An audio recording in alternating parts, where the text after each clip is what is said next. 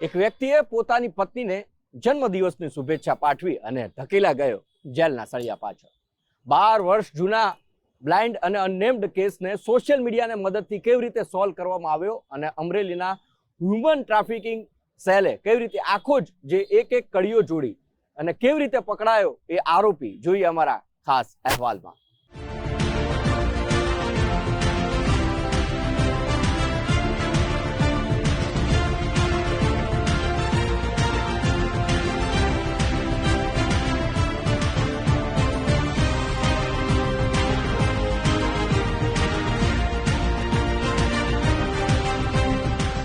દેશમાં અનેક ગુમ બાળકો કે સગીરાનો જીવનભર કોઈ અત્તો પત્તો મળતો નથી। આ બાળકોને થોડા રૂપિયા રળવા માટે ભીખ મંગાવવા મૂકી દે છે કે બાળકી કે સગીરાઓને દેહ વ્યાપાર જેવા ગુનાહિત કામમાં જોડી દેવામાં આવે છે। જો કે ગુજરાત પોલીસ આવા ગુમ બાળકો, સગીરા કે વૃદ્ધોના કેસને સર્વાધિક પ્રાથમિકતા સાથે ઉકેલવા પ્રયત્નશીલ રહે છે।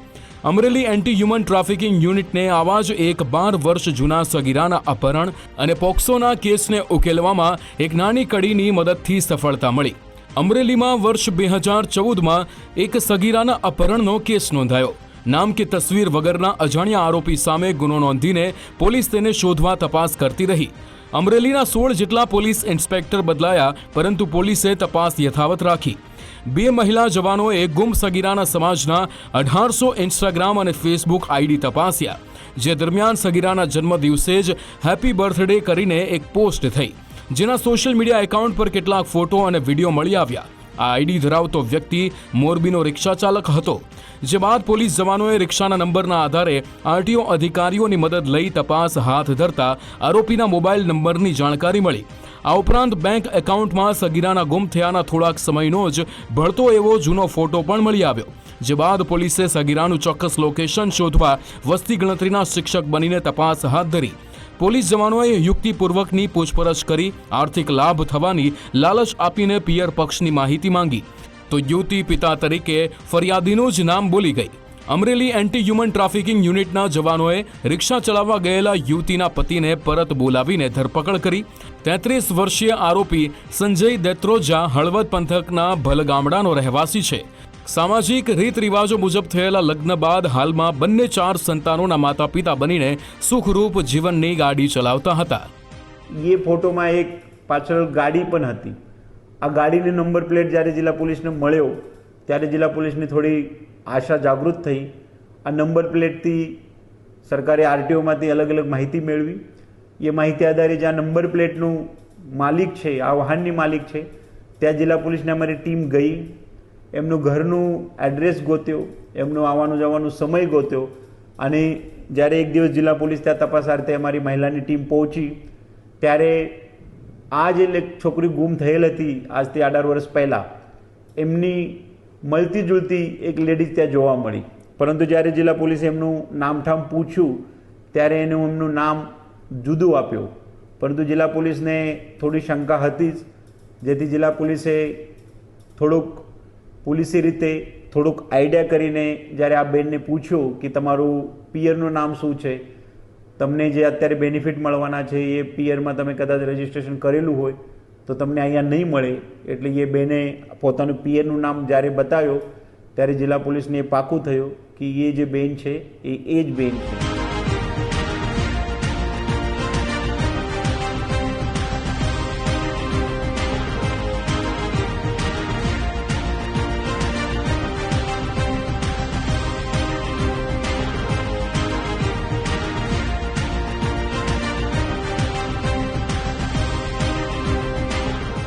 જે તે સમયે ગુમ થયેલી અને હાલમાં 4 સંતાનોની માતા બની ગયેલી 25 વર્ષીય યુવતીની પોલીસે આકરી પૂછપરછ કરતા તેણે કબૂલાત કરી કે વર્ષ 2014માં પરિવારના સભ્યો સાથે મતભેદ થતા માઠું લાગતા તેણે ઘર છોડવાનો નિર્ણય કર્યો।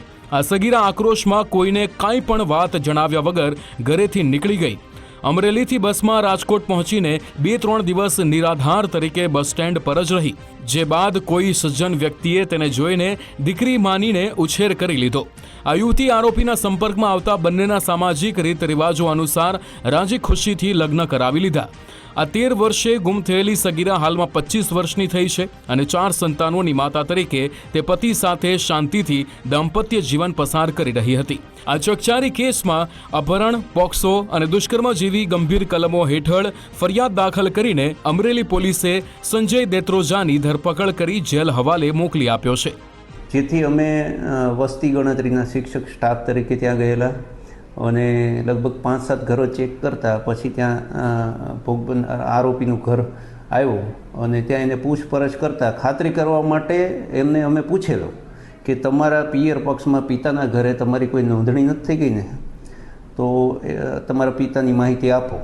તો એણે પિતાનું નામ બોલી ભોગ બનનાર અને એ નામ ફરિયાદીનું નામ હોય, જેથી આરોપીને પણ રિક્ષા ચલાવવા ગયેલો હોય તેને પણ ફોન કરી વસ્તી ગણતરી બાબતે માહિતી પૂછી અને ત્યાં બોલાવી અને એને અરેસ્ટ કરી ભોગ બનનારને છોડાવી આગળની કાર્યવાહી કાયદેસરની હાથ ધરવામાં આવી.